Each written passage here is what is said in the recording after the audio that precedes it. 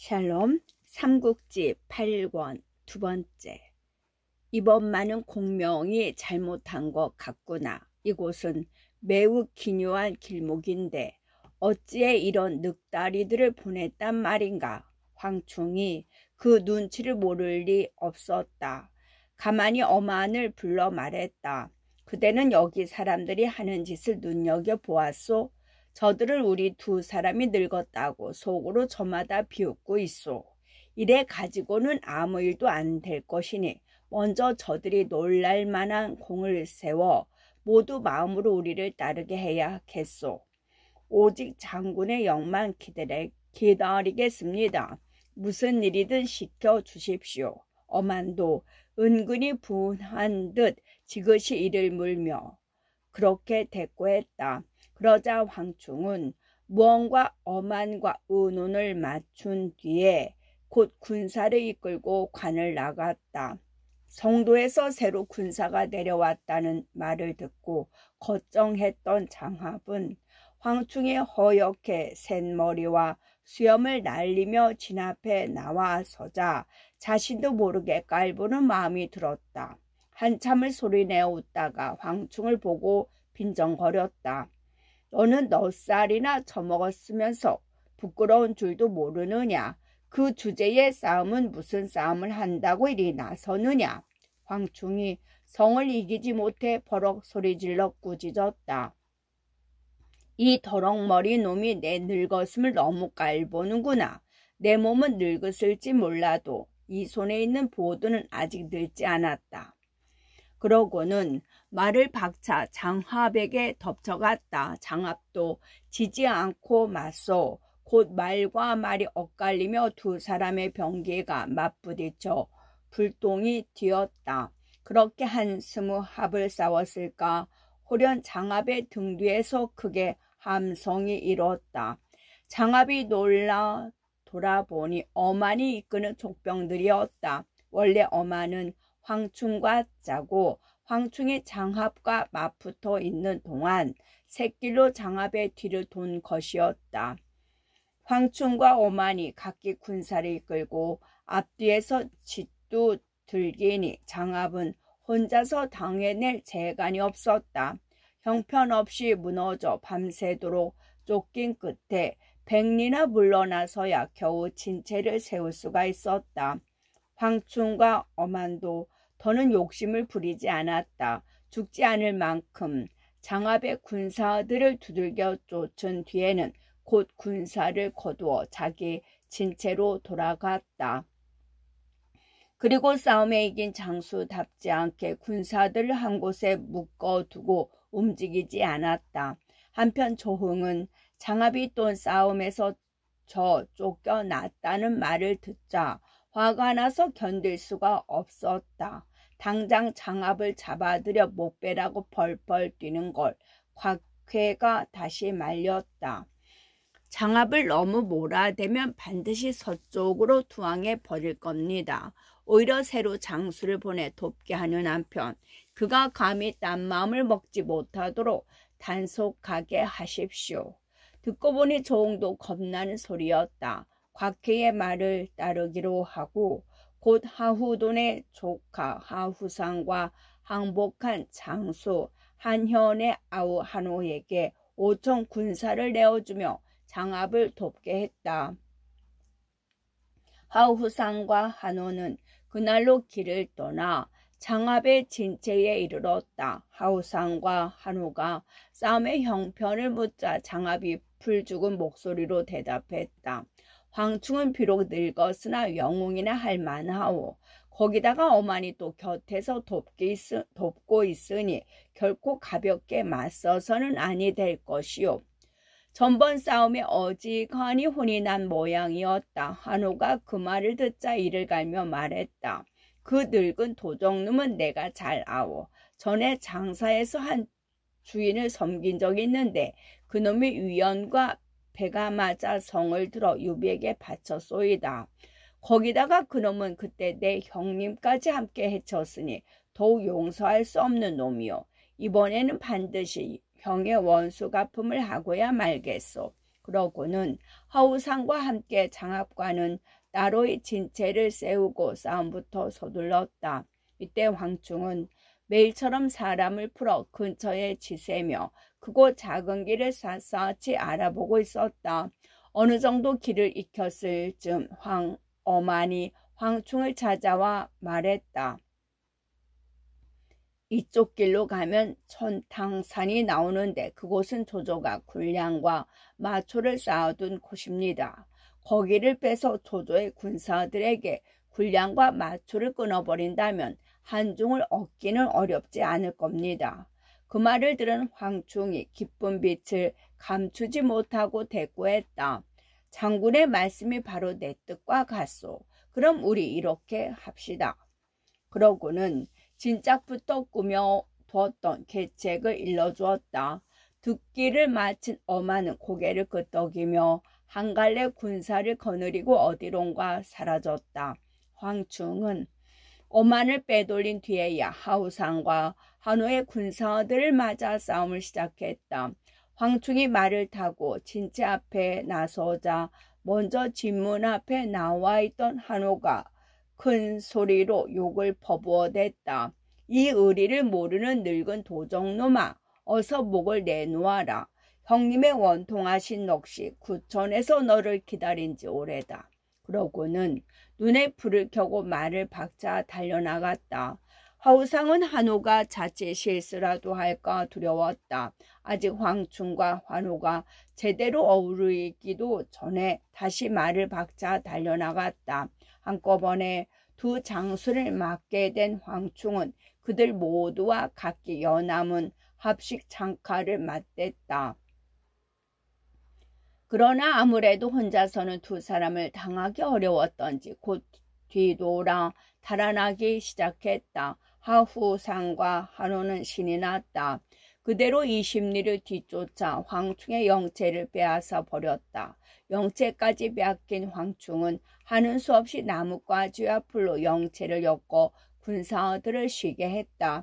다음 날이 되었다. 하우상과 한호가 다시 뒤쫓아와 싸움을 걸었다. 황충은 또 나가 맞섰으나 이번에도 둘을 한꺼번에 당해내지는 못했다. 몇 탑 부딪히기도 전에 쫓겨 달아나니 하우상과 한호는 여전히 신이 나서 뒤쫓았다.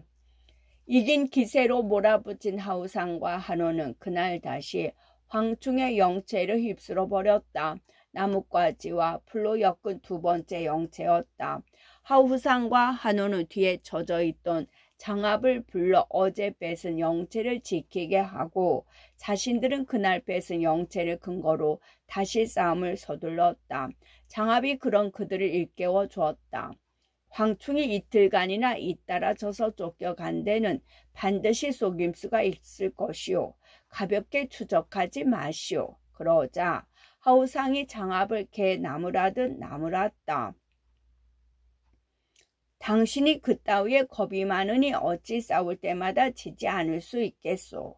아니면 우리 두 사람이 잇따라 공을 세우는 게 배라도 아프시오. 여러 소리 말고 우리 두 사람이 다시 큰 공을 세우는 걸 구경이나 하시오. 젊은 장수들이 함부로 해대는 게 분했으나 패장인 장압은 할 말이 없었다. 벌겋게 단 낯으로 말없이 돌아갔다. 다음 날이 되었다. 하우상과 한호가 몰아치자 황충은 다시 20리나 쫓겨났다. 하우상과 한호는 그 20리를 뒤쫓아 군사를 멈추고 밤을 지낸 뒤 날이 새기 바쁘게 또 황충을 덮쳐갔다. 어찌된 셈인지 황충은 이제 싸워보지도 않고 뒤돌아 달아났다. 마치 강한 바람에 휘날리는 낙엽같이 쫓기기를 몇 차례 거듭한 뒤 드디어 황충은 가맹관까지 쫓겨 들어갔다. 황충이 되쫓겨 들어오자 뒤따라온 하우상과 한호가 군사를 풀어 가맹관을 에워싸고 들이치기 시작했다. 며칠이나 싸울 때마다 이긴 다음이라 그 기세가 실로 엄청났다. 그러나 황충은 완전히 겁먹은 사람처럼 관 안에 처박혀 굳게 지킬 뿐 나가 싸울 생각을 안 했다. 이래저래 높아지는 것은 하우상과 한호의 기세뿐이었다. 정군산 남쪽에서 한 팔이 꺾이네. 정군산 남쪽에서 한 팔이 꺾였네.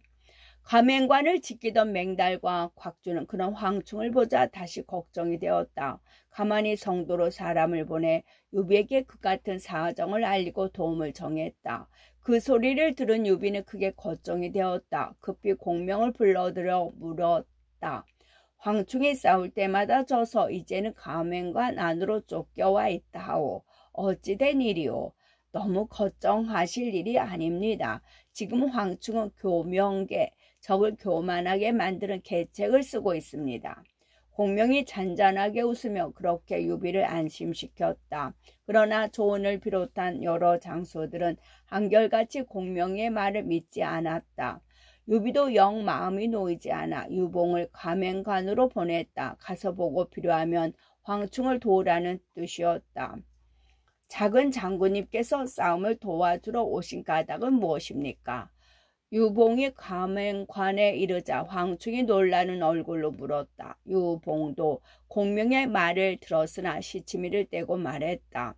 아버님께서 장군이 여러 번 싸움에 지셨다는 말을 듣고 저를 뽑아 보내셨소이다. 그러자 황충이 껄껄 웃으며 속을 털어놓았다.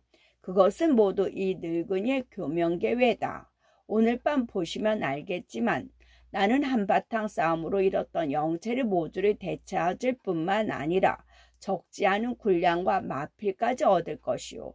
내가 영체를 적에게 내준 것은 적이 그곳에다 치중을 가득 채워 내게 돌려주도록 만들기 위함이었을 뿐이오. 이따가 곽주는 관을 지키고 맹장군과 나는 군량과 마필을 빼앗아 올 터이니 작은 장군님은 구경이나 하시오. 정말로 공명이 예측한 대로였다. 그날 밤 황충은 5천 군사를 이끌고 갑자기 가맹관 아래로 밀고 내려갔다. 이때 하우상과 한호는 연일 관을 들이쳐도 황충이 맞서지 않자 마음이 풀어질 대로 풀어져 있었다.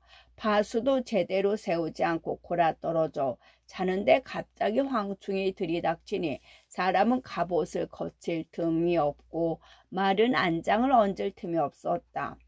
그대로 황충에게 진뭉개져 이리저리 쫓기는 가운데 하우상과 한호만 겨우 목숨을 건져 달아났다. 악몽 같은 밤이 지나고 날이 밝은 뒤에 보니 하우상과 한호가 며칠 싸워 빼앗던 세 개의 영체는 모두 황충에게로 되돌아가 있었다. 그것도 그 영체에다 옮겨놓았던 군량이며 병기, 마필까지 고스란히 덤으로 얹어서였다. 황충은 맹달로 하여금 뺏은 군량과 병기, 마필을 모두 성 안으로 옮기게 하고 자신은 다시 하우상과 한호를 뒤쫓으려 했다. 유봉이 그런 황충을 말렸다. 지금 군사들이 모두 지쳐 있습니다. 잠시 쉬고 난 다음에 움직이도록 하십시오. 그러나 황충은 듣지 않았다. 호랑이 굴에 들어가지 않고 어떻게 호랑이 새끼를 잡겠소이까? 그렇게 소리치며 앞장서서 나아갔다. 장수가 그러니 사졸들도 마찬가지로 기세가 치솟았다. 모두 몸을 돌보지 않고 앞으로 내달았다. 어느 정도는 예측하고 있던 장압도 일이 그 지경이 되니 어찌 손써 볼 도리가 없었다. 되쫓겨 오는 자기 편 군사들에게 말리듯 진체를 버리고 달아나니 그동안 세워두었던 허다한 영체와 책이 모두 황충에게 넘어가 버렸다. 한수가에 이르러서 겨우 한숨을 돌린 것만으로도 불행 중 다행이 아닐 수 없었다. 장압은 뒤이어 쫓겨온 하우상과 한호를 불러놓고 걱정스레 말했다. 이쪽에 있는 정탄산은 군량과 말먹이 풀을 쌓아둔 곳이오. 그 곁 미창산도 또한 군량을 쌓아둔 곳이 외다. 그 두 곳은 한중에 있는 우리 군사를 먹여 살리는 밥줄과도 같은 땅이니 만약 그것들이 적의 손에 들어가게 되면 한중은 지킬래야 지킬 수가 없게 되오. 마땅히 그곳을 지킬 계책을 마련해야 할 것이오. 그 다급한 중에도 거기까지 생각이 미치는 것으로 보아 역시 장압은 비범한 장수였다. 하우상이 그 말을 듣고 잠시 생각하다 대꾸했다. 미창사는 우리 숙부이신 하우연 장군이 군사를 거느리게 지키실 뿐만이 아니라 그 뒤로는 정군산이 있으니 걱정하지 않아도 될 것이오. 그러나 천탕산은 우리 형님 하우덕이 지키고 있어 적지 않이 걱정되오. 우리는 그리로 가서 천탕산이나 지킵시다. 장합도 하우상의 말을 옳게 여겼다. 이에 장합과 하우상, 한호는 얼마 안 남은 군사를 수습해 천탕산으로 갔다. 세 사람이 하우덕을 찾아보고 그리로 온 가닥을 밝히자 하우덕이 고개를 저으며 말했다. 이곳은 신만의 대병이 지키는 곳이니 걱정할 게 없소. 그대들 세 분은 공연히 여기 와서 북적거릴 게 아니라 돌아가 잃은 진체나 되찾을 궁리나 하시오. 장압이 울컥 치미는 속을 억누르고 좋게 받았다. 지금은 굳게 지켜야 할 때요. 함부로 움직여서는 아니 됩니다. 바로 그때였다. 갑자기 산 밑에 수렁거리더니 군사 하나가 달려와 하우덕에게 알렸다. 황충이 군사를 이끌고 산 아래 나타났습니다. 하우덕이 가짠타는 듯 웃으며 소리쳤다. 그 늙은 도적놈의 병법도 모르면서 용맹만 믿고 너무 날뛰는구나. 아니요. 황충은 지모가 있는 장수에다 용맹만 믿고 저러는 게 아니니 조심해서 맞서야 하오. 여러 번 황충에게 혼이 난 장압이 얼른 하우덕을 깨우쳐 주었다. 그러나 하우덕은 들은 채도 안 했다. 서청 군사들은 먼 길을 와서 매우 지쳤을 것이오. 그런데도 그들을 몰아 적진 깊숙이 들어왔으니 어찌 지모 있는 장수라 할 수 있겠소. 그렇게 황충을 비웃었다. 장압이 그런 하우덕을 한 번 더 말렸다. 그래도 가볍게 맞서서는 아니되오. 굳게 지키는 게 제일 낫소이다. 하지만 한호는 달랐다. 황충에 왔다는 말에 눈이 뒤집힌 그는 전날의 패전도 잊고 다시 나섰다. 제게 날랜 병사 3천만 빌려주시오. 당장 내려가 황충을 때려잡겠소. 그렇게 하우덕에게 정하자 하우덕은 두말 않고 군사 3천을 떼어주었다. 한호가 군사를 이끌고 산을 내려오는 걸 보고 황충은 군사들을 정돈해 맞을 제비를 했다. 유봉이 걱정스레 말했다. 이미 해가 서쪽으로 기운 데다 군사들은 또 먼 길을 달려온 뒤라 매우 지쳐 있습니다. 잠시 쉬었다가 싸우도록 하시지요. 그러나 황충은 이번에도 듣지 않았다. 무슨 소리? 이거야말로 하늘이 내게 큰 공을 세울 기회를 주신 것이요. 그걸 마다하는 것은 바로 하늘의 뜻을 거스르는 일이 되오. 그렇게 말하고는 북을 치고 함성을 울리며 앞으로 나아갔다. 형을 죽인 원수만 생각하고 제 힘을 잊은 한우가 곧 군사를 이끌고 산 밑에 이르렀다. 황충은 똑바로 말을 몰아 그런 한우를 덮쳤다. 한우는 원래 황충의 적수가 아니었다. 겨우 한 번 부딪혔는데 어느새 한우의 몫은 말 아래로 굴러떨어졌다. 황충이 한 칼에 적장을 베어버리자 그걸 본 촉군의 기세는 드높았다. 연일 달려온 피곤함도 있고 함성과 함께 산 위로 치달았다. 장합과 하우상이 놀라 그들을 막으려고 군사를 이끌고 나왔다. 하지만 막아야 할 것은 황충뿐만이 아니었다. 갑자기 산 뒤에서 크게 함성이 일며 하늘을 찌르는 듯한 불꽃이 치솟더니 그 산 아래 위를 온통 불바다로 만들었다. 황충이 미리 보냈던 어만이 드디어 움직이기 시작한 것이었다. 그제서야 놀란 하우덕이 허둥지둥 군사들을 몰아 불을 끌어 나섰다가 어만과 정통으로 맞닥뜨렸다. 늙은 어만이 벼락 같은 호통을 함께 한 칼을 내리치는가 싶자 벌써 하우덕은 이 세상 사람이 아니었다. 어만이 누구인지도 제대로 알아보지 못하고 도망난 시체가 되어 말 아래로 굴러떨어졌다. 황충이 시키는 대로 먼저 전탕산으로 와 으슥한 곳에 숨어있던 어만은 황충이 이르자마자 미리 준비했던 마른 풀과 나뭇가지 더미에 불을 질렀다. 그리고 그 불이 산 아래 위로 얼마부터 적의 당황해 하는 틈을 타 불쑥 나타나 한 칼에 적장을 베어버렸던 것이다. 하후덕을 죽인 어만이 기세를 몰아 산 뒤편에서 쏟아져 나오고 다시 앞에서는 황충이 밀고 올라오자 장합과 하우상은 버틸래야 버틸 수가 없었다. 그대로 천탕산을 버리고 정군산에 있는 하후연에게로 한 목숨 건져 달아나는 게 고작이었다. 황충과 어만은 천탕산을 뺏은 뒤 방비를 엄히 하는 한편 사람을 보내 성도로 보내 유비에게 그 소식을 전했다. 유비는 여러 장수들을 불러 모아 그 일을 알리고 함께 기뻐해 마지 않았다. 법정이 나와 권했다. 전에 조조가 장로의 항복을 받고 한중을 뺏었을 때 그 여세를 몰아 파초까지 휩쓸지 않은 것은 큰 실수였습니다. 그는 하후연과 장합 두 장수를 남겨 한중을 지키게 하고 자신은 대군을 이끌고 북쪽으로 돌아가는 잘못을 저지른 겁니다. 이제 장합이 다시 싸움에 지고 전탕산을 잃었으니 주공께서는 이 틈을 타 대군을 거느리고 몸소 치시면 한중을 평정할 길이 있을 것 같습니다. 그 다음에 더욱 군사를 조련하고 곡식을 쌓는다면 나아가서는 역적을 칠 수 있고 물러나서는 지키기가 쉽습니다. 이것은 하늘이 주시는 기회이니 이로서는 아니 됩니다.